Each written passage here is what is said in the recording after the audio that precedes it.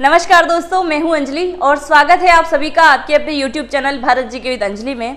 और जैसा कि आप सभी थंबनेल में अच्छे से देख ही चुके होंगे कि आपकी रणनीति किस प्रकार की होनी चाहिए एसएससी सीजीएल के अंतर्गत, वो सारे डाउट जो आपके मन में चलते हैं, किस प्रकार के प्रश्न आएंगे, कैसे हम तैयारी करें कि फर्स्ट अटेम्प्ट में ही क्लियर कर ले, जितना भी डाउट है, जितने भी क्वेश्चन है, सारे के सारे मैं इस वीडियो में आपको कंप्लीट करवाने वाली हूं। और साथ ही अगर आप चैनल पर पहली बार आए हैं, न्यू स्टूडेंट हैं, तो चैनल को सब्सक्राइब जरूर करें। चलिए शुरुआत करते हैं इसकी। सबसे पहले अपन जानेंगे कि वैकेंसी जो आ चुकी है इसमें कितनी क्या पोस्ट आई है। एसएससी सीजीएल का नोटिफिकेशन जारी हो चुका है, आप सभी ने अच्छे से देख ही लिया होगा। पोस्ट इसमें आई है अभी 7,000 करीबन, ये बढ़ने की संभावना है, लगभग जाएगी 15 के आसपास, 15,000 समथिंग। एग्जाम की अगर बात करें तो 14 से 17 जुलाई 2023 तक फर्स्ट वाली आपकी एग्जाम होगी टीयर 1 की। और नेक्स्ट की अगर मैं बात करूं तो ये इसके बाद में ही होगा, 3 अप्रैल 2023 और 3 मई 2023 तक। तो इसके अंतर्गत क्या है, अप्लाई कर सकते हो आप, यानी कि 3 अप्रैल से स्टार्टिंग हो चुकी है, पूरा 1 मंथ आपको इसके अंतर्गत मिलने वाला है। चलिए, इसके अलावा आप सभी अगर एसएससी सीजीएल की तैयारी कर रहे हैं तो आपको पहले सिलेबस अच्छे से पता होना चाहिए कि आखिरकार एग्जाम में क्या पूछा जाएगा, वो सारी चीज़ें आपको अच्छे से पता होनी चाहिए। सिलेबस की अगर मैं बात करूँ टीयर फर्स्ट की, तो रीजनिंग आपका आने वाला है 25 क्वेश्चन इसमें आएंगे 50 नंबर के, यानी कि प्रत्येक के 2 नंबर आपको दिए जाएंगे। सब सेम है इसमें, जनरल अवेयरनेस, मैथ्स और इंग्लिश सभी आपको अच्छे से पढ़ना है, क्योंकि 25-25 क्वेश्चन सभी से आने वाले हैं, नंबर भी सबके फिक्स हैं और इसमें भी माइनस मार्किंग होने वाली है। 1 घंटा 20 मिनट यानी कि 80 मिनट टोटल आपको इसमें मिलने वाले हैं पेपर को सॉल्व करने के लिए। साथ ही आपको पता होना चाहिए माइनस मार्किंग तो है ही है, पर इसमें आपको सिर्फ क्वालिफाइड होना है, इसके आधार पर आपकी मेरिट नहीं बनने वाली है। चलिए, इसके बाद में बात करें अपन सेकंड की, टीयर 2 में क्या होगा, तो सेक्शन फर्स्ट के अंतर्गत मैथ्स और रीजनिंग दोनों ही आने वाले हैं। ये 30 नंबर का आएगा, ये भी 30 नंबर का आएगा, मैथ्स रीजनिंग दोनों को मिलाएं तो 60 नंबर का हो जाएगा। प्रत्येक क्वेश्चन के 3 नंबर, टोटल नंबर हो जाएंगे 180। और सेक्शन 2 की अगर मैं बात करूं तो इंग्लिश और जनरल अवेयरनेस आएगी इसके अंतर्गत, तो ये कितने हो गए हैं टोटल 70, 45 और 25 को मिला के 70 और 3, मतलब 3 नंबर का एक रहेगा तो 210, और 210 और 180 इन दोनों को मिलाएंगे और इन्हीं के आधार पे क्या है आपकी मेरिट तय होने वाली है। और तीसरा सेशन जो रहेगा उसके अंतर्गत डाटा एंट्री आपकी रहने वाली है। आप सभी ये नोटिफिकेशन में अच्छे से देख चुके होंगे। अब अपन इसमें शुरू से शुरुआत करेंगे। बात इसमें अपन करने जा रहे हैं कि आपकी तैयारी किस प्रकार हो, क्योंकि टाइम आपके पास कितना है, 3 मंथ है, यानी कि 90 दिन आपके पास में है। 90 दिन में आपको किस प्रकार तैयारी करना है कि आपकी एक सीट जो है पक्की हो जाए। अगर अच्छे से तैयारी करना है, सारा कुछ जानना है, तो आपके अब 5 से 10 मिनट मुझे दे दीजिएगा। चलिए, वापस पहुंच जाते हैं फ्रंट पेज पे, और ये मेरी इंस्टाग्राम आईडी है। अगर आपका मन है तो आप मुझे फॉलो कर सकते हैं, अंजलि भारत जी के 0968 करके ये मेरी आईडी है। चलिए, पहला प्रश्न जो आप सभी के दिमाग में आता है कि तैयारी कैसे करें, किस प्रकार से आपकी तैयारी होनी चाहिए कि आपका सिलेक्शन हो जाए, क्या पढ़ें कि सिलेक्शन हो जाए। दूसरा है 90 दिन में बेस्ट स्टडी प्लान क्या होना चाहिए आपका। अब तैयारी कैसे करना है, इसमें मैं 2 सेक्शन में आपको बताने वाली हूं कि आपकी तैयारी किस प्रकार से होनी चाहिए। पहले जो न्यू स्टूडेंट हैं, अभी तक कभी भी उन्होंने अभी एसएससी सीजीएल की कोई भी एग्ज़ाम नहीं दी है, या सीजीएल के अलावा भी किसी भी तरीके की एग्ज़ाम नहीं दी है जिसमें मैथ्स, रीजनिंग, इंग्लिश या फिर ये सारे सब्जेक्ट पूछे जाते हैं, तो उनके लिए भी ये होने वाला है। आपको ध्यान रखना है, आप न्यू स्टूडेंट में हैं या फिर ओल्ड हैं, बिगिनर के अंदर आते हैं या ओल्ड आते हैं, दोनों ही प्रकार से आपकी रणनीति बेस्ट होने वाली है। न्यू की अगर मैं बात करूं तो उनको तैयारी किस प्रकार करना है, ओल्ड की मैं बात करूं तो उनको तैयारी किस प्रकार पढ़ना है। अब न्यू की मैं बात करूं तो आपको क्या है, थोड़े सिलेक्टेड टॉपिक आपको पढ़ने होंगे, क्योंकि 3 महीने आपके पास में हैं।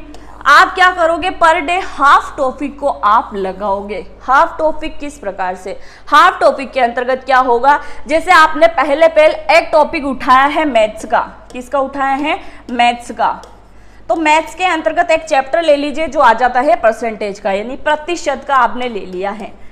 प्रतिशत का चैप्टर जो आपने लिया है, इसके अंतर्गत किस किस प्रकार के टॉपिक के मतलब जो क्वेश्चन है प्रतिशत के अंदर बनते हैं। तो प्रतिशत कहने में टॉपिक एक है, पर इसके बहुत सारे पार्ट आपको देखने को मिलेंगे।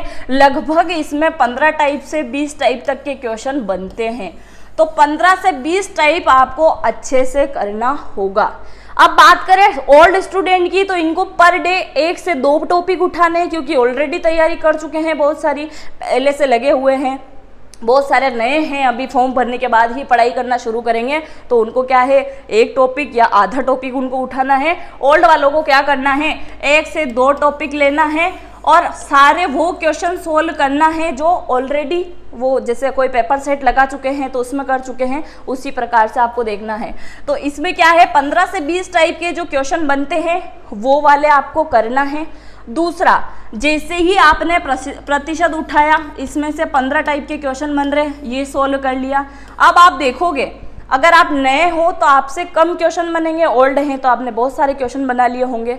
अब आप देखिए, आपने लगभग एक दिन में 50 क्वेश्चन सोल्व किए हैं मैथ्स के अंदर, लगभग आपसे बने हैं 35 क्वेश्चन और पूरे 15 क्वेश्चन जो हैं आपसे बिल्कुल गलत हो चुके हैं। अब क्या करोगे, जो क्वेश्चन आपसे गलत हो चुके हैं उन क्वेश्चन को आप क्या करोगे, एनालाइज करोगे, वापस क्या करोगे, इनको सॉल्व करोगे और देखोगे कहाँ पे आपसे गलती हो रही थी।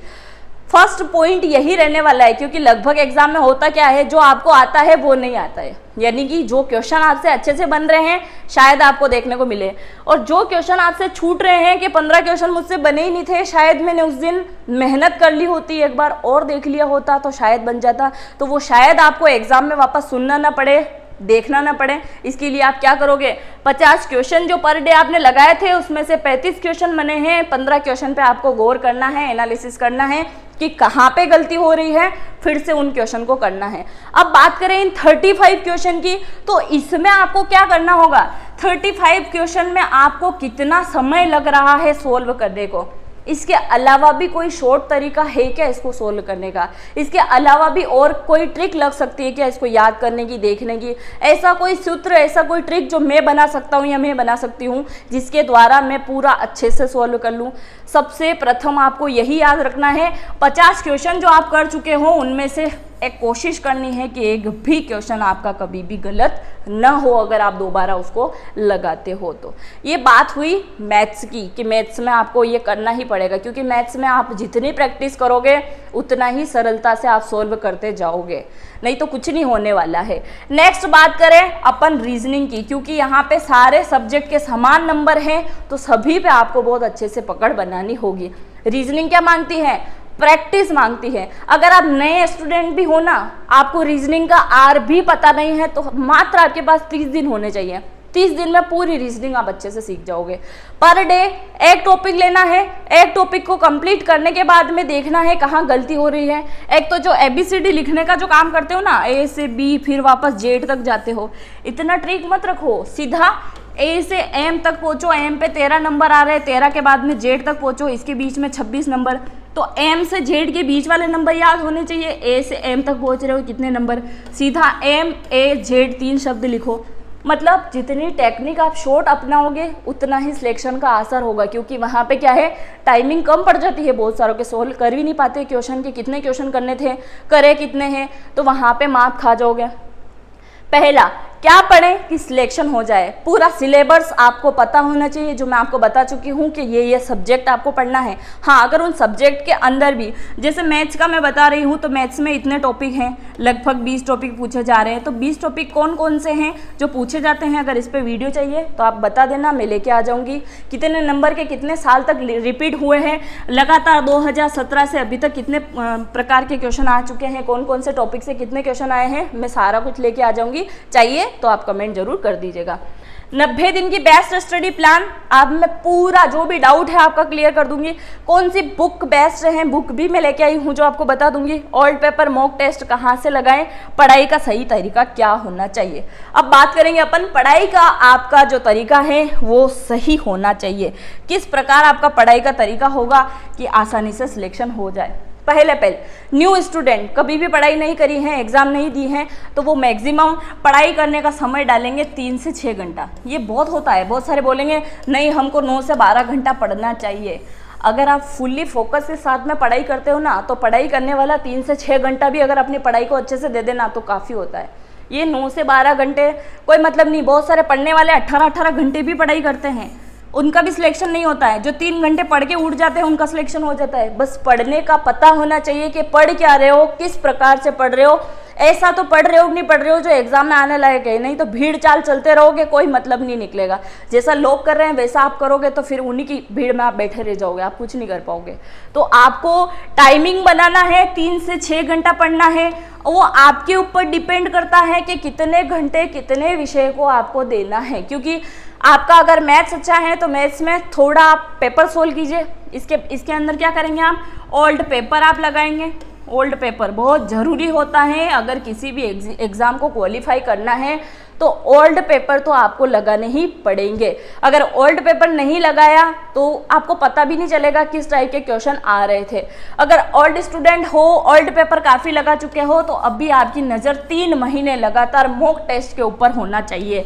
और मॉक टेस्ट भी किस प्रकार से होंगे आपके, ये नहीं कि पर डे आप मॉक टेस्ट लगा रहे हो, पर डे नहीं, अगर वीक में, सप्ताह में 2 अगर मॉक टेस्ट भी लगा लिए तो भी आपका सिलेक्शन हो जाएगा।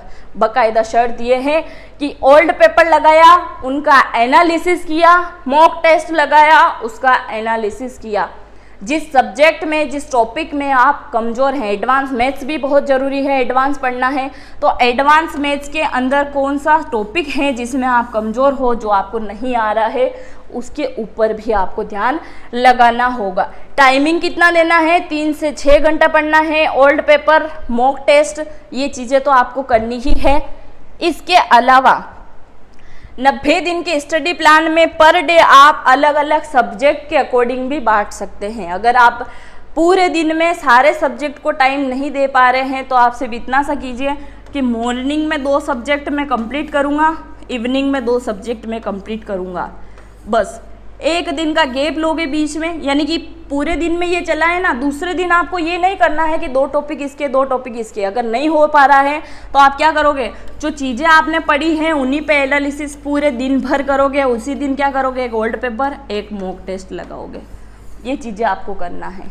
इसके बाद में क्या हो रहा था, इसके बाद में अगर देखें तो कौन सी बुक आपको पढ़ना है, बुक मैं आपको बताऊंगी।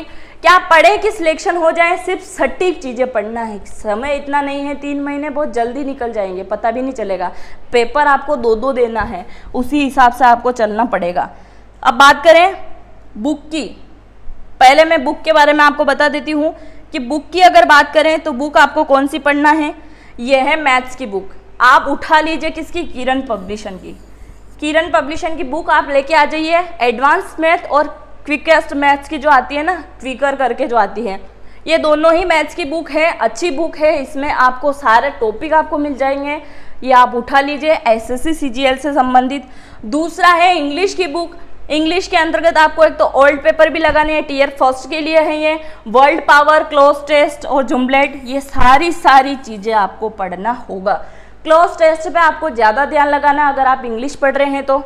वर्ल्ड पावर भी आपको पढ़ना है, वोकेबलरी भी आपको पढ़ना है। तो इंग्लिश के अंदर ये चारों बुक आप खरीद लीजिए। नियोन की आएगी, नियोन क्लासेस करके, बहुत अच्छी बुक है, इनको पढ़ लीजिए।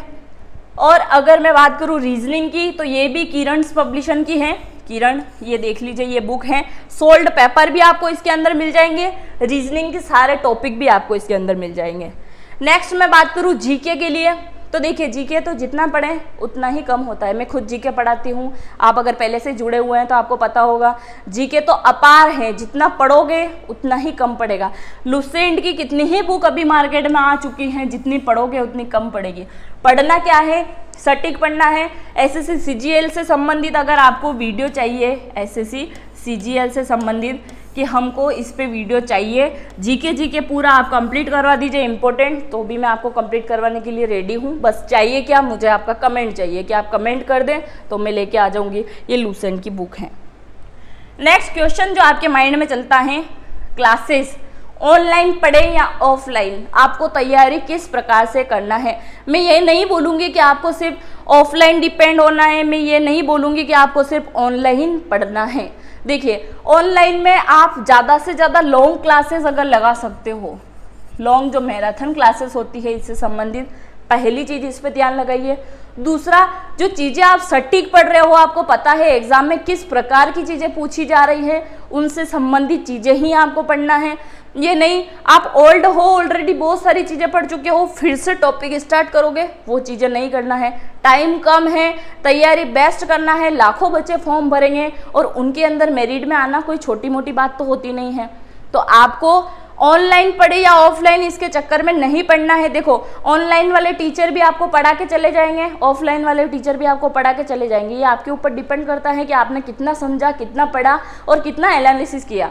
तो दोनों ही चीज़ें आपके ऊपर हैं कि अगर आप ऑफलाइन भी पढ़ रहे हो तो उसका एक टाइम निश्चित करिए कि हाँ मुझे सिर्फ 2 से 3 घंटे ऑनलाइन पढ़ना है, बाकी मैं सेल्फ स्टडी करूँगा।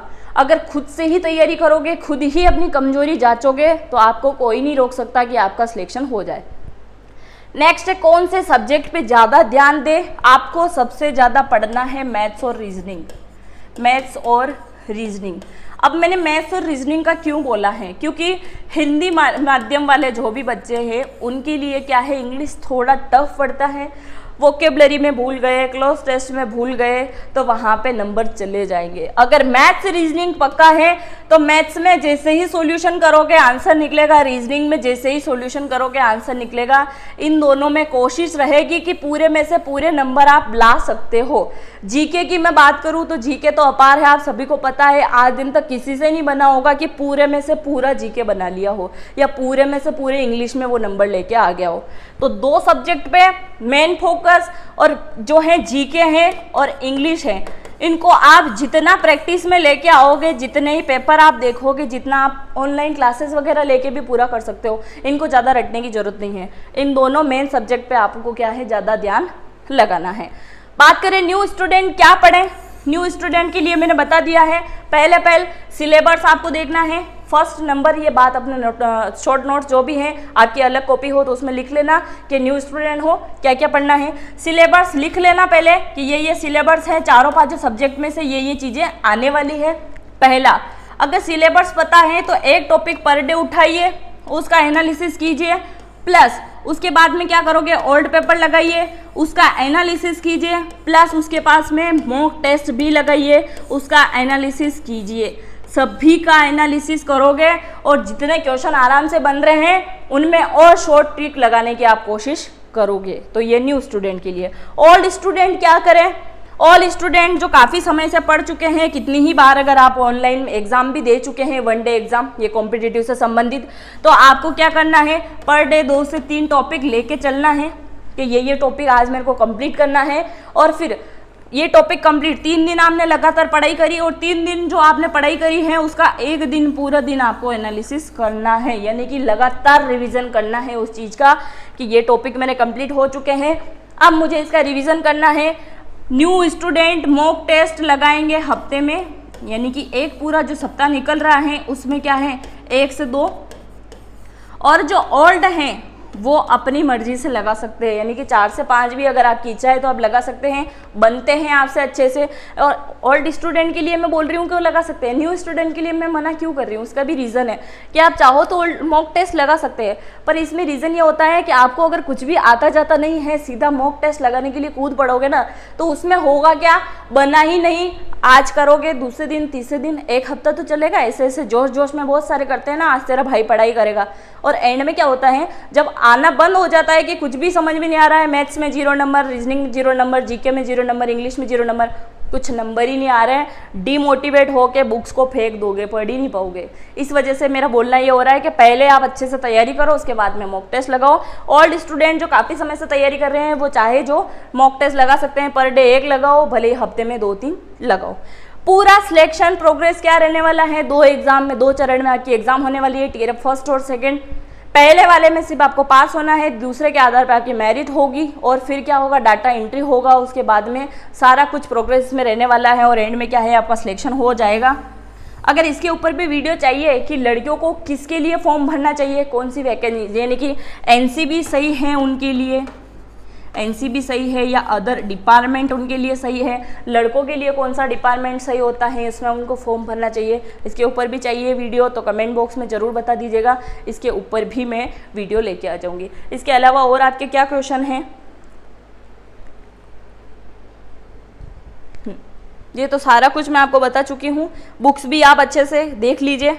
इसके अलावा भी अगर आपके कोई भी डाउट बचे हैं जो मैंने इसमें नहीं बताया हो तो आप मुझसे पूछ सकते हैं, कमेंट बॉक्स में ज़रूर पूछ लीजिएगा, मैं बता दूंगी।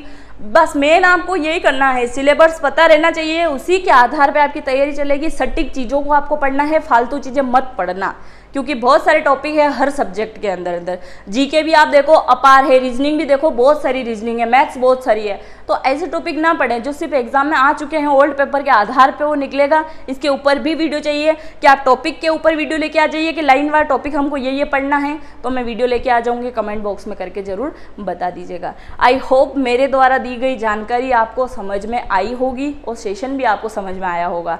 चैनल पे अगर आप पहली बार आए हैं, चैनल को अगर सब्सक्राइब नहीं किया है तो सब्सक्राइब जरूर करें, बेल आइकन को जरूर क्लिक करें। और इसके ऊपर अगर आपको क्लासेस चाहिए कि सीजीएल से संबंधित जीके जीएस की क्लासेस में लेके आ जाऊं तो कमेंट बॉक्स में ज़्यादा से ज़्यादा लिखिए कि हमको क्लासेस चाहिए। चलिए मिलते हैं नेक्स्ट वीडियो में। जय हिंद, जय भारत।